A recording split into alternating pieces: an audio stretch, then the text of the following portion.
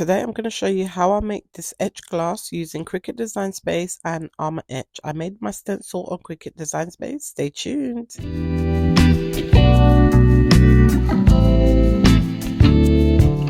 Start, open up Cricut Design Space. We're going to make our stencil. What you need to do before you make your stencil, wherever you're going to etch, so mine is going to be this glass here, just make sure you use a ruler or a tape measure to measure your length and your width.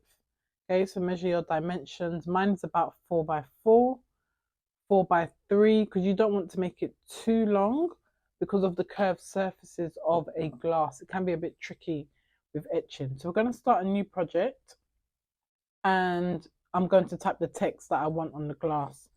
So the text I want on the glass is the name Sid, because this is for Sid.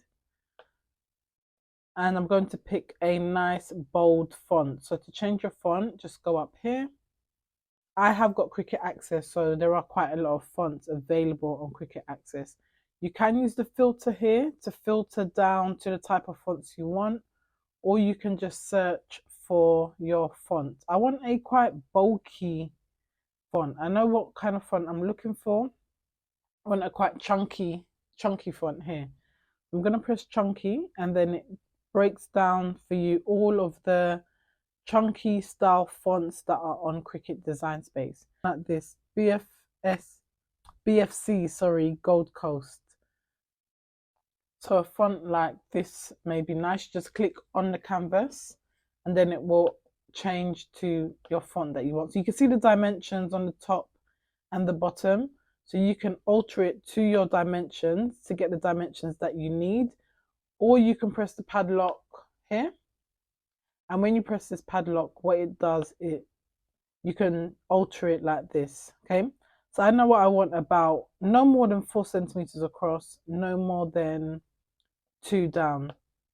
And because Sid is going to be 90, I'm going to do 90 as well. So you can just position everything where you want it to go. So I'm going to highlight it all because I want this 90 to be exactly in the middle. And here you can press align and then center horizontally. So what that does is make sure everything is centered in the middle. So I know that's in the middle. When I highlight it all, I can see my dimensions, which is 4 by 4, which is fine. One last thing that I do, I just make sure I weld this all together so it can all be welded together. So to weld, you click on this button. Where is it? Here. Go to combine and then weld. And then I'm going to add a box on top because I do want to have a box around my stencil. So when you do your stencils, you always add a box around. Okay, it doesn't matter the size of the box, but just make sure, let me send my box behind. So to send it behind, you right click and then send backwards. Just so I can see what I am doing. I like my box to be a bit bigger than my stencil, mainly because I don't want any of my etching cream to come out. So I don't want to make my box too small. Just give yourself a little leeway around your stencil. And then to center it in the middle, just highlight it just before, like before, align, and then this time we're going to center because I want my words to be in the center of my box, which is perfect. And then I can just, you can press slice. We'll take out the words from inside of the box here. So now here is my stencil. Okay, so that's how you get your stencil for the word. And we're going to delete all of these ones here and cut this on our Cricut by hitting make it. Save project. Let me save my project because I don't want to risk it and Cricut Design Space shuts down or anything. So save. And here we can see it's on our template. So this is our Cricut mat. I like to put mine a bit down, not always right in the corner, just in case there's any alignment issues. You don't have to mirror this. You don't have to do anything like that. And you just hit on continue. So the Cricut cut setting I am going to use, that I like to use just on my normal vinyl, is premium outdoor vinyl. And I usually put this on more pressure. If you do struggle with Cricut cut settings, because sometimes the Cricut cut setting does not match up with the vinyl, I do have an ebook that goes through over 20 different Cricut cut settings for adhesive vinyl, to make stickers, and also for heat transfer vinyl, just in case you're stuck. But for vinyl, temporary or permanent vinyl, I love to use this one, Premium Outdoor on More Pressure. Here's my mat. I'm just going to be using a scrap piece of vinyl. Usually these stencils are great to use for your scraps. I'm just going to put my scrap down here, making sure it's big enough to make the stencil. And I like to go in with my brayer tool. This just makes it so much better in terms of like when you're weeding. It just makes sure the vinyl is really adhered to the mat. I will link this one in the description if it is something you do want to purchase, okay? And then I just load it into my Cricut machine. Load it underneath the tabs and then press the flashing button. And then press the Cricut flashing button.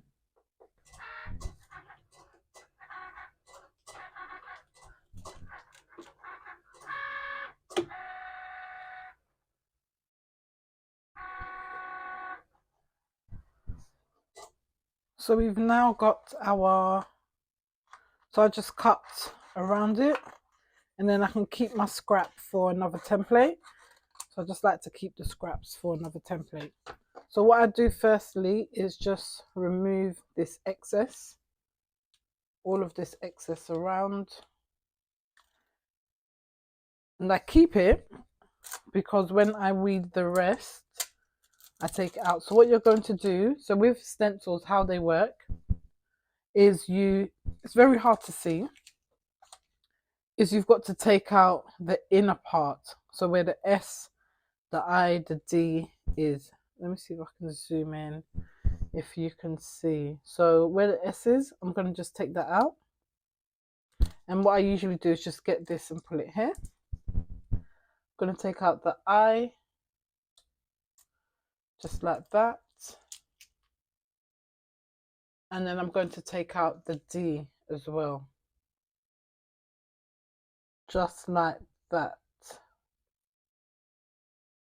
Be very careful though, you don't take out the inside part, because I can see it's trying to lift up. There we go. So that cut setting that I used was perfect. Then I'm going to take out the 90, just the outside, because we're making our stencil. And lastly, the 9.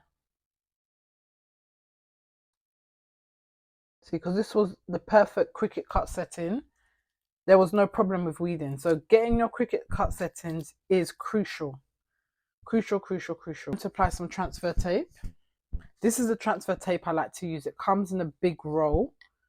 It comes in a very big roll. It's called Zwanza. I will link everything in the description in case you do want to get it. So with the transfer tape, I like to just measure it on where it goes, on here, and just cut off the section. I'm just going to cut it off from here because I won't need to use this part again. I'm going to cut off the section that I need.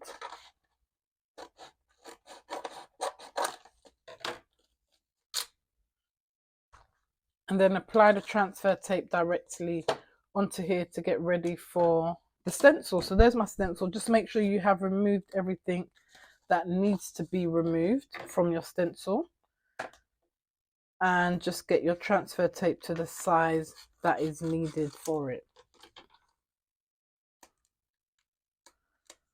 So just peel it off. My favorite, I tell you.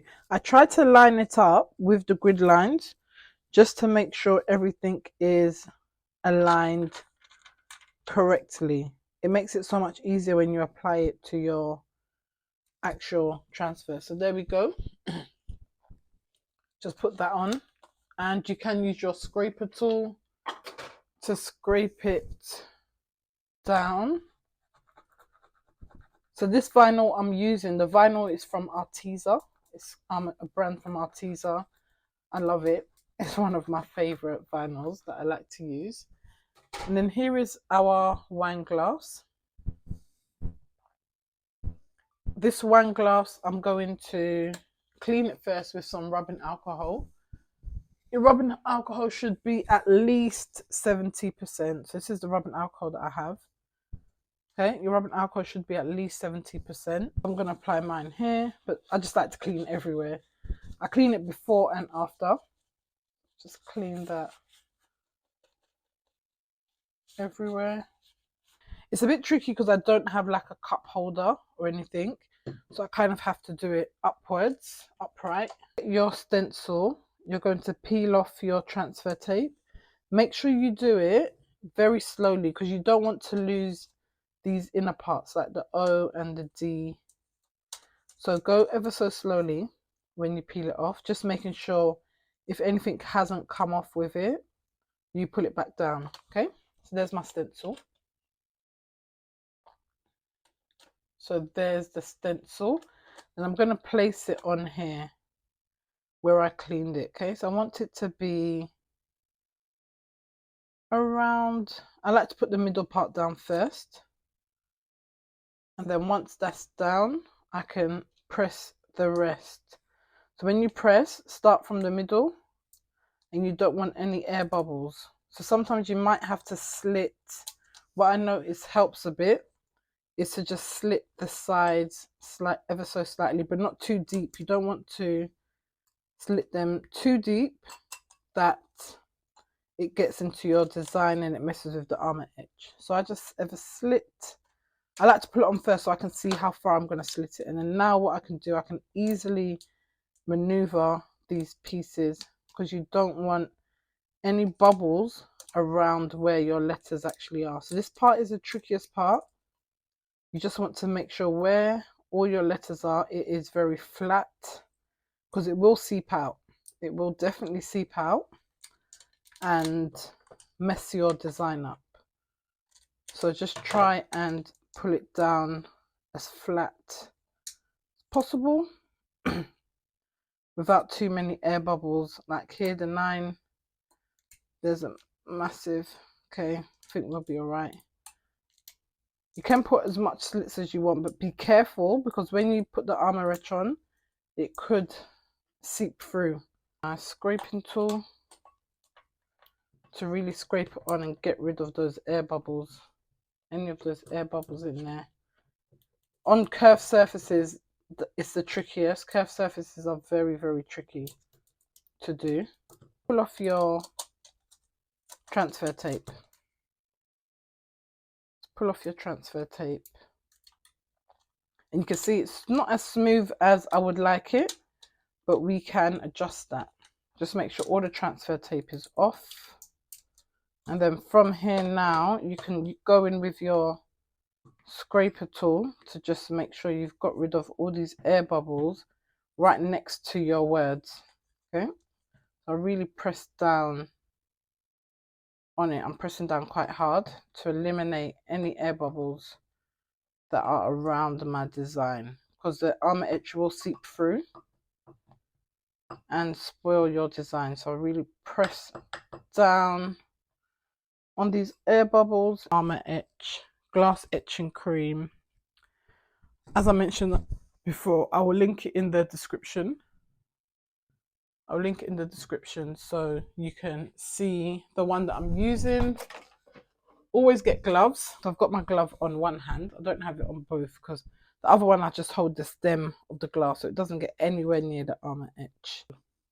And I've got this paintbrush. So this paintbrush is just like a little cheap makeup brush. I just put it in there. You have to be ever so careful because you don't want this to go on anything that you don't want to be etched. So I always start in the middle, just a nice thick layer with this like dabbing motion, just making sure I pay particular attention. I just go over firstly with a nice layer, then I add a bit more, making sure it's very thick all around. Try and make sure it's evenly distributed all around. Don't go too close to my border because I don't want anything to be etched. So a nice thick layer, you just slap it on. Leave it for about 5 minutes. And then I'll come back in 5 minutes. Any extra armor etch, just pull it back into the container. Rinse it off with warm water. So just lukewarm water from the tap. Making sure you've got your gloves because remember this can burn. So I'll just wash it off and massage it as I wash it off as well. So massage it as I'm washing it off.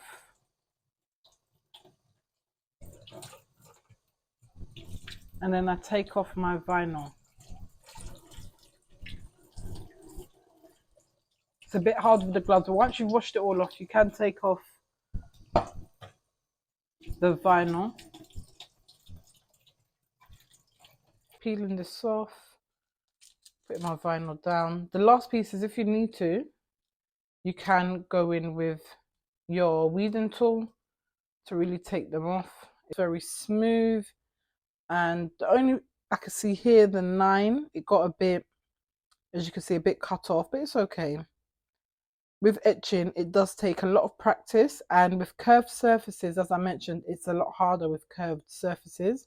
So probably if you do have a curved surface, you can do the trick what I told you in terms of cutting it or have them as separate pieces, but you just have to make sure you have no gaps because it can cause some issues. I scrapped the first one and this is the second one I created. This time I put masking tape around the perimeter. The masking tape around the stencil really ensured everywhere that was meant to be etched was etched correctly. I packaged this in a box that I made on Template Maker NL. If you do want a tutorial on how I made this box, please do let me know in the comments. As I mentioned, I will be posting weekly videos, so every weekend I will post a tutorial. If there's a tutorial you really do want to see, let me know, and if I know how to do it, I will ensure that I post it.